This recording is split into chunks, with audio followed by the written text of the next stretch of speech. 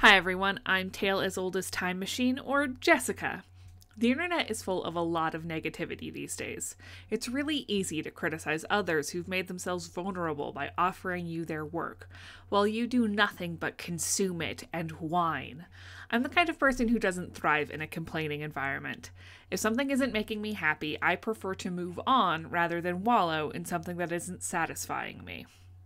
But not today. I'm in a mood to lean into my darkest instincts and enjoy a good venting session. The Sims 4. I love the game. I love playing about it, I love talking about it, and I love tearing it to shreds with love. Luckily for me, if the internet is any indication, it seems complaining about The Sims 4 is a Sims 4 player's favorite hobby. So I've decided to make some videos doing just that. I have a lot of feelings. I imagine specific complaints and suggestions could be controversial, which brings me to the first thing I want to talk about. Embrace toggles. I realize this is a great big ask for a lot of new functionality, but this is an absence that is felt too keenly to skip over. The Sims 4 should embrace toggles more, or to put it in a way where I don't get to say the enjoyable word toggles as much. The game would benefit from options in the user interface to allow players to personalize and customize their gameplay experience. Toggles, sliders, drop-down menus, text boxes, etc. that can customize game mechanics, autonomy, lots, sims, randomization, and more. I know for a fact that there are things I would like in my game that would drive other players bonkers, and I know for a fact there are other players who would prefer a playstyle that would leave me frustrated or bored. None of us is wrong.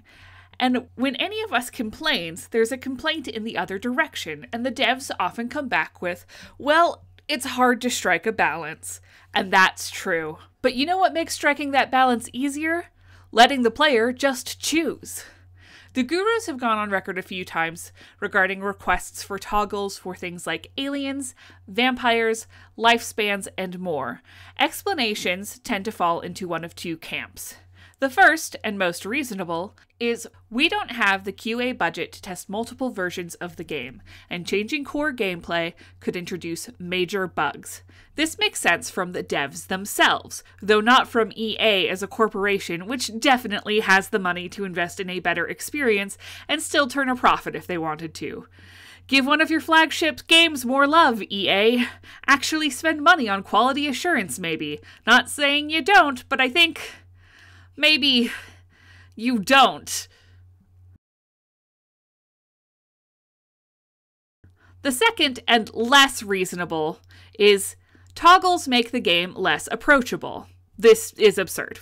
It is incredibly easy to hide advanced options behind a simple, approachable UI, so that players can choose between a standard experience and something more personalized or complex, as has been shown by other sandbox games and by The Sims themselves. The Sims 4 has less customization than The Sims 3, which had way more options for levels of autonomy, custom aging, and more. Not to mention story progression for NPCs, which was also toggleable. Hell, remember SimCity when you could choose whether to turn on disasters? What happened to that philosophy?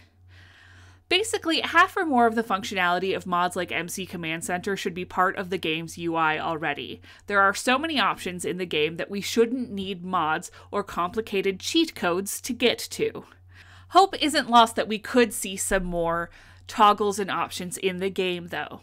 The devs do seem to have listened to our request for options, and while the toggles are gameplay-based instead of UI-based, they do seem to have tried to toggle controversial experiences to varying degrees of success in recent packs. Plus, in 2018, when they decided to discontinue a lot of cheat codes, Sim Guru Grant tweeted this: "Long term, though, something we'd like to do is make many of our cheats more official. What does this mean? The idea is that we would develop cheats and put them in the option menu or in official game interactions. They would be fully developed so that the ones we release cannot break or ruin your game. Whether it is cheating money, skills, and so forth, we'd make it real." And I think that sounds really promising. I do hope that's something they're still working on. And while I love story mode, I really hope story mode isn't what we ultimately got out of those talks. So that's my piece on toggles, for now.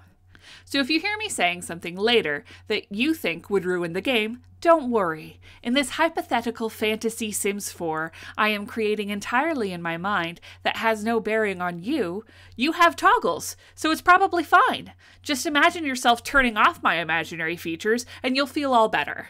As a final note before I close out this video, if/when I get to make more, I'd like to talk about the metrics I'm using for my criticisms and the problems I'm trying to resolve. The Sims 4 is based on a philosophy of simplicity and ease, and as a result it suffers from two major weaknesses across the board that hinder its enjoyability as a game, especially in comparison to its predecessors. The first weakness is universality. Emotions are universally applied. A sim isn't angry at another specific sim, they are just angry in general. My sim that's been cheated on is just mad, not mad at their spouse. A sim's emotions override their personality, being universal regardless of what kind of sim this supposedly is. Whims aren't based on a sim themselves, but universally applied from those universal emotions or universal stimuli like the season or weather. My unflirty sim gets a whim to use bold pickup lines when she's confident, even though she's supposed to hate flirting. Hell, whims are so badly managed that they're now disabled by default. The team can't add toggles for us to customize our gameplay, but they can to hide their shame. So my basic principles to combat universality in the game are individuality, directionality, and context. The other problem with the game is the player has to instigate everything, or else nothing will happen. The game does not throw curveballs, and the Sims will not, even with free will on, go too far when acting on their own.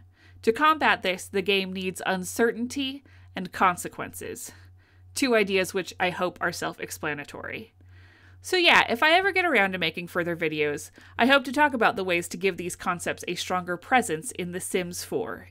If I do get around to making more videos, as much as possible, I'm going to try not to focus on the stuff that isn't there, but rather the stuff that is. While I'd love to see bunk beds and horses and cars, my hope is not to make a wish list for new features, but rather a wish list for overhauls of what we've already got. I don't expect any of this to happen, and I realize some of the things I'm going to ask would take a lot of work.